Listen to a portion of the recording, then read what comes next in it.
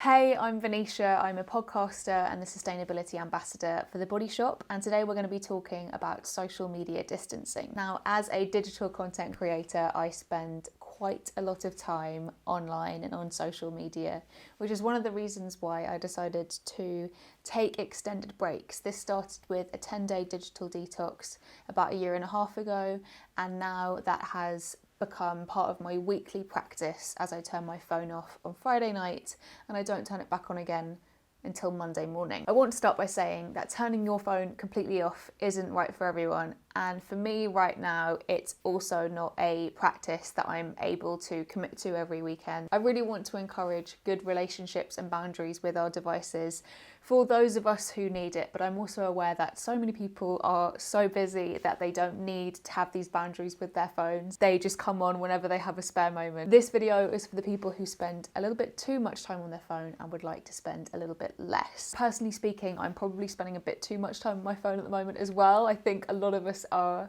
but the habits that I've developed over the past kind of year and a half are really helping me, and I'm going to share some of those with you today. We actually asked you for your questions and you came through, so let's have a look at some of them. The question we're going to kick off with is how to get started. Now, I don't necessarily think you should go cold turkey, as this was one of the questions that I had, and I think at the moment we want to feel like we are contactable if somebody needs us. Now, personally, I choose to turn my phone off 1 hour before I go to bed at least, and that's so I'm not tempted to look at anything or look at any news websites or anything like that, just because I find apps and social media very stimulating, and I want to be kind of de-exciting at that point. And I'd also really recommend not going to bed with your phone. This will mean that you're not tempted to scroll once you're in bed. Now, I know a lot of people use their phones as their alarm, so a solution for this could be, would you be able to leave your phone out of the bedroom or in the corridor or in another room where you can still hear the alarm, but again, you won't be tempted to look at it in the middle of the night or look at it when you first wake up in the morning. And on the subject of waking up in the morning, I choose to have about an hour without my phone. So I wake up with my alarm, I have a shower, I have a cup of tea, I maybe do a little workout, and then I'll look at my phone. I find that first hour of the day, my brain is very susceptible to anxiety and to getting really nervous about what's happening and what I need to get done. And I just find if I have some time to journal and to not look at my phone, it really helps me. So to summarize, if you can sleep without your phone in the bedroom, you're doing a wonderful thing. And I also know a lot of people use their phones for meditation and also to time their meditation. If you are just using your phone to time your meditation, could you use a watch as an alternative, just as an idea? And if you are using apps for meditation, I think go forth and use your phone, because it's really important to be meditating at this moment.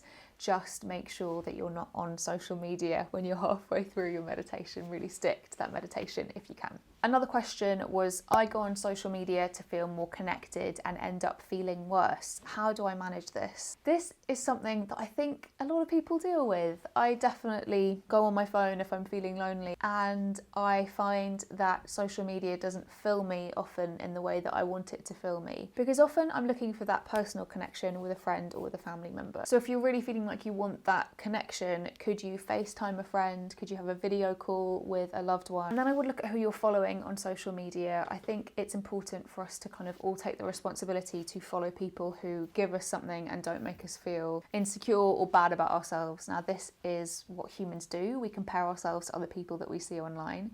But I think if you can follow people who give you something or make you feel positive or teach you something, that's a really good thing to do. But I think it's just about focusing in on that need to want to feel connected, and then thinking, okay, could I have a kind of meaningful phone call with someone instead, rather than just endlessly scrolling. Another question is, what is the main benefit of a full weekend offline as opposed to limiting daily usage? So I think this is totally about you as a person. For me, I feel like I need to take a good 48-hour break every weekend to properly ground myself and feel restored. But for other people, they may not feel that that's necessary for them. I think it's about trial and error.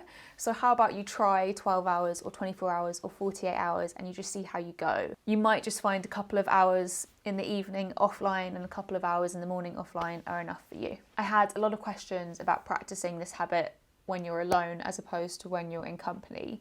And I have experience of both because I used to be in a long distance relationship, and I know right now a lot of people are in distanced relationships or they're self-isolating completely by themselves, and my heart goes out to you. I have never been someone who has done well in their own company for long periods of time. But I can share with you what we did when we were in a long distance relationship to ensure that we were spending enough time off our phones but still ensuring that we were connecting. And this applies to friends and family too. So we would still turn our phones off on Friday night, but then we would say, cool, let's catch up tomorrow at a certain time.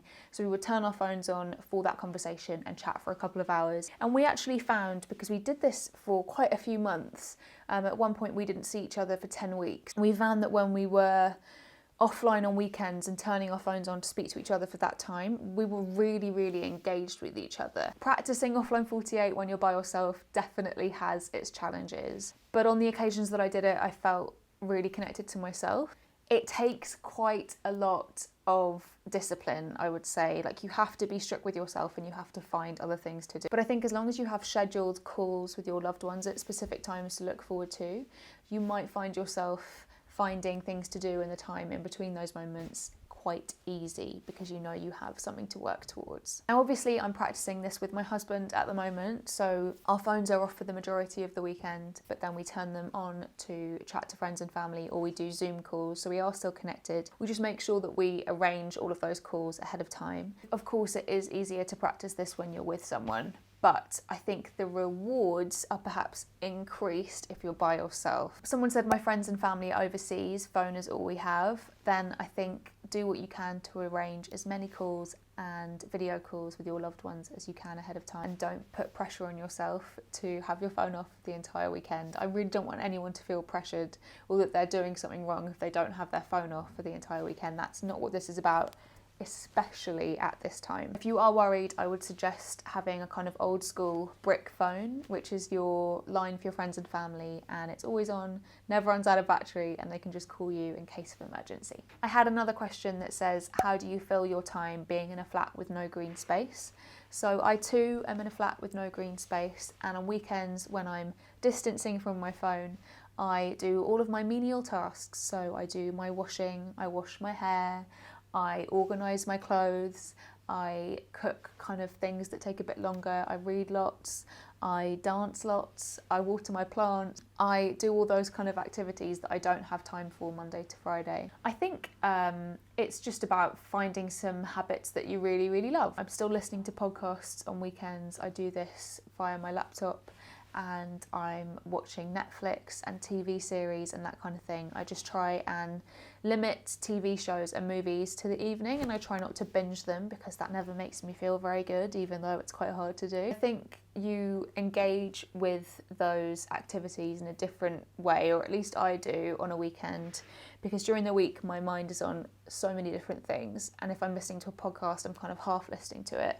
Whereas if I listen to a podcast on a weekend, I feel like I'm very engaged with it and I'm really in there. I had another question, which was tips to move away from your phone when you're bored at home.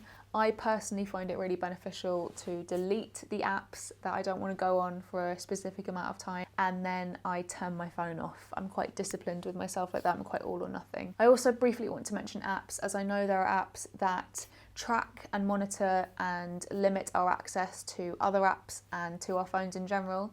And if that works for you, then that's great, but I think the goal here should be being less reliant on our phones altogether. We want our phones to work for us and not in reverse. So personally, I don't use any of those apps. I just find it easier to delete certain things and then turn my phone off altogether. I had some questions about guilt, and one of them was, how do you manage the guilt of not getting back to people, private or work related? I personally am not the friend who minds when my friends don't get back to me for a while. Whenever I have a friend who says, sorry, I didn't get back to you, I've been doing this, and this, and I've just been too busy, I always say, please never feel like you need to apologise. I want to give my friends the space to feel like they don't need to reply immediately. Yeah, I mean, of course, I hate having follow-up emails from people saying, hey, just wondering if you got my email. It is the worst, because I announce most of the time that I'm going offline, or people know that I go offline every weekend now because I've been announcing it for so long. I don't think people expect me to get back to them immediately, and I think in this time of being so easily contactable by so many different platforms and message mediums, we should allow that space for others. So I try not to feel the guilt, but of course it does get to me sometimes. Another question was, do you feel bad telling people your phone was off the entire weekend? So many of us are suffering with our mental health, and we know the correlation between social media and mental health, that people are giving others this space to take time off their devices. And I have friends now who just will text me saying, sorry I didn't get back to you, I turned my phone off for a couple of days, or I deleted Instagram for a couple of days because I was feeling really anxious. I think we need to be really open and encouraging of digital detoxing. I really believe that if we can develop better boundaries when we're offline, it will be better when we're online, which means that we won't feel so guilty about taking a couple of days to get back to people. I had some questions about coming back online, and they were, is it hard coming back online on Monday, and do you feel overwhelmed by messages, etc.? Yes, it is quite overwhelming, but it's totally worth it. And I think having the time offline on the weekend and knowing that I'm going to have that time offline every weekend makes me more productive during the week. It's overwhelming, but it's totally worth it. Thank you so much for watching this Q&A. If you have any further questions or comments, please do leave them down below and I will get back to you. It's been a pleasure chatting to you, and I hope you don't feel pressurised or anxious about practicing this in the same way that I do. I just want to encourage improved habits and awareness around how we rely on our devices. And if we can spend a little bit less time on them, then that can only be a good thing. But I really also want to say that I think now it's really important to feel connected to our loved ones, and make sure that you do tell people if you're feeling lonely or you're not feeling okay. Really keep that dialogue open with your loved ones, and stay safe and well, and I'll see you soon. Goodbye.